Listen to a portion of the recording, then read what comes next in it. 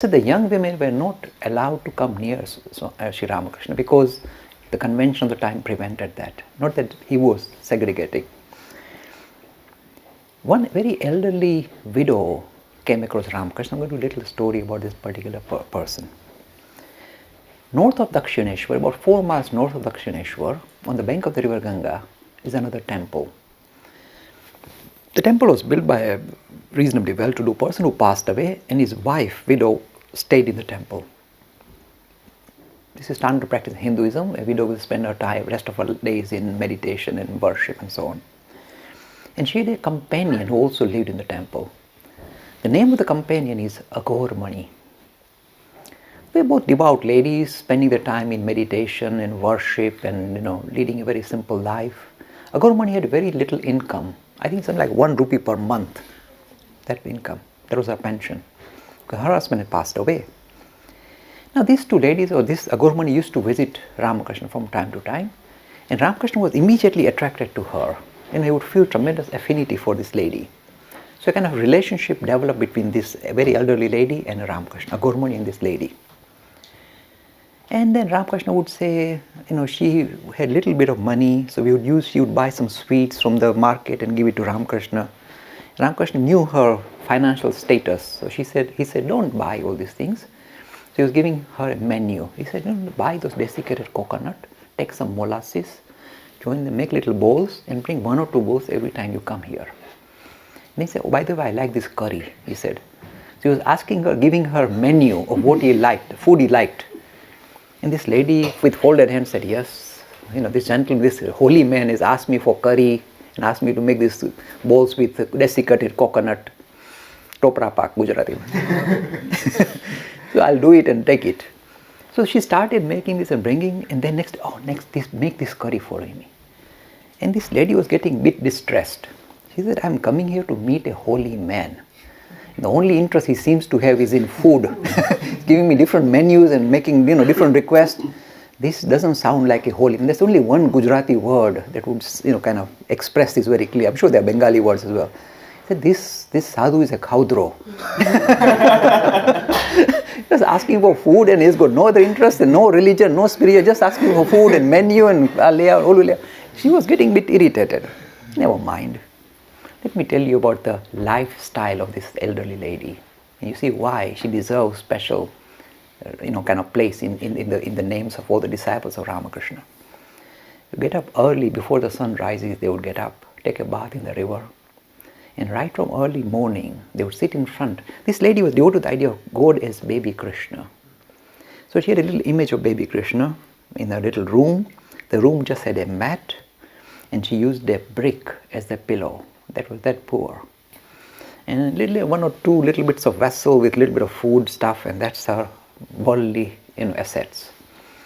So you get up very early, take a bath, pick some flowers from the garden outside, offer it to the deity, sit in front of it and repeat, do the rosary, do the mala, and repeat the name of Krishna. Tremendous love for Krishna. And imagine she has done this for years and years and years, maybe 30, 40 years in the room, repeating the name of Krishna and telling beads. You see, now this is the story. Take it as you like, and you'll see who gives it, kind of acceptance, who gives it credibility. She keeps doing this.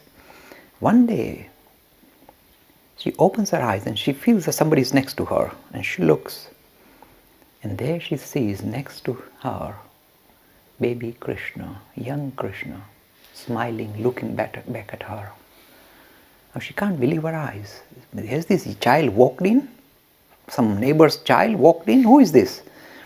And you see, but the thing is this, look, if we are ever fortunate to have a real spiritual experience of a personality coming in front of us, we will know.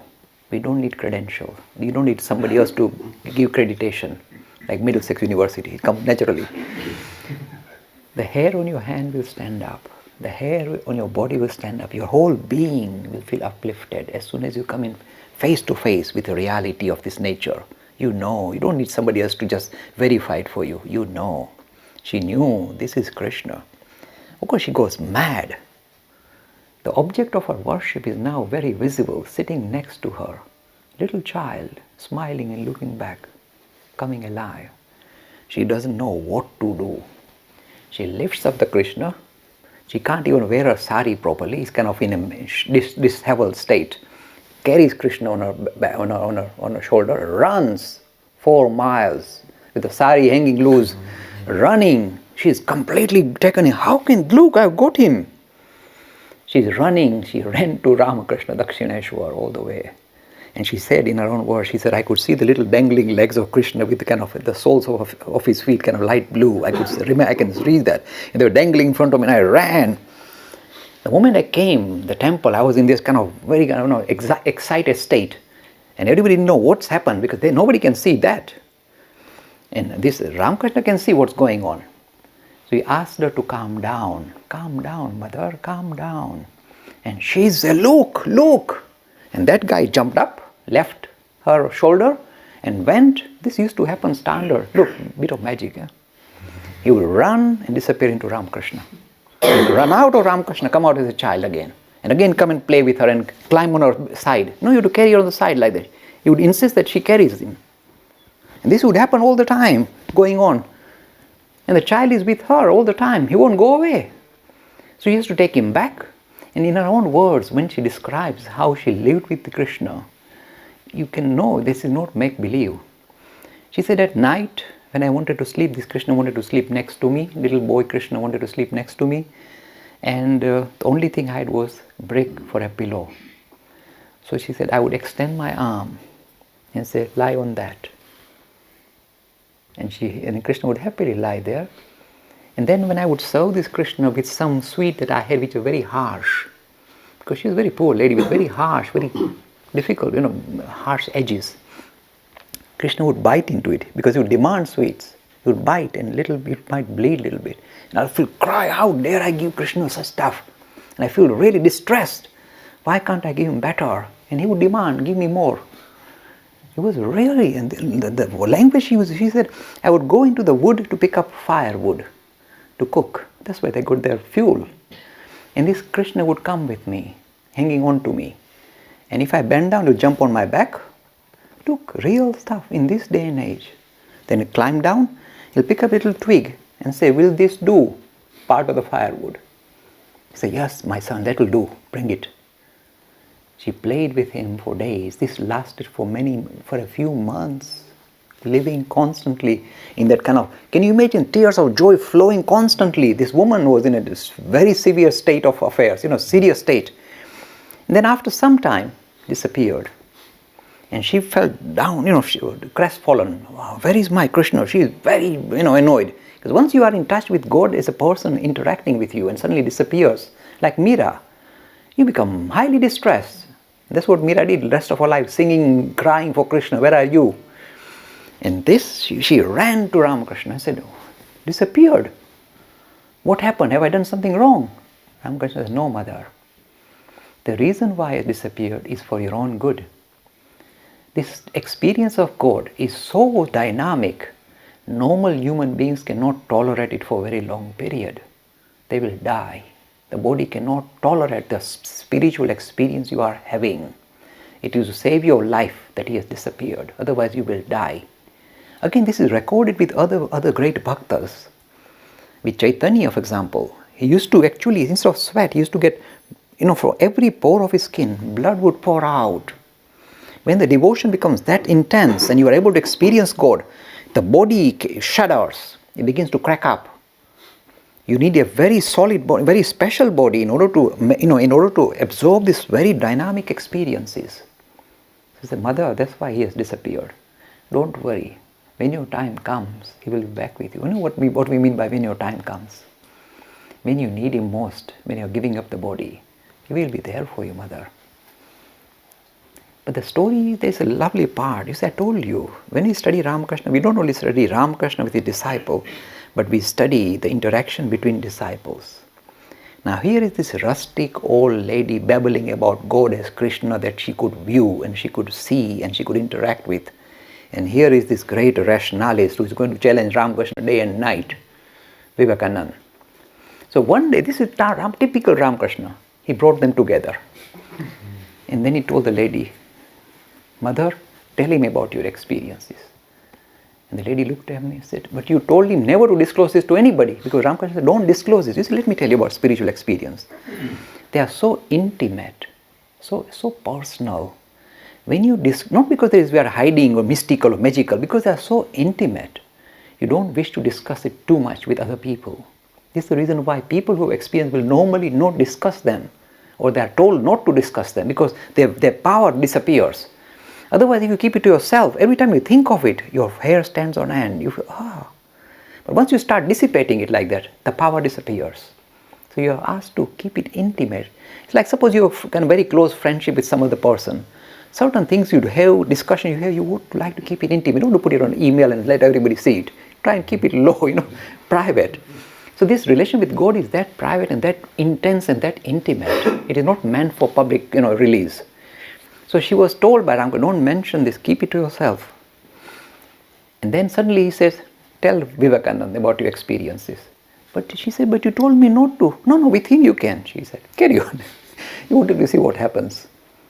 He loved this kind of games. He used to do that all the time. Ask this disciple. Sometimes you'd get two of them and say, now debate about this and that. God with form, God without form. They will start debating. Then he'll give marks. So here is the devout old lady.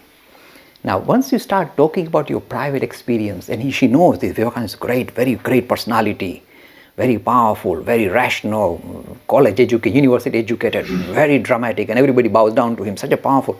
And she's feeling a bit kind of shy.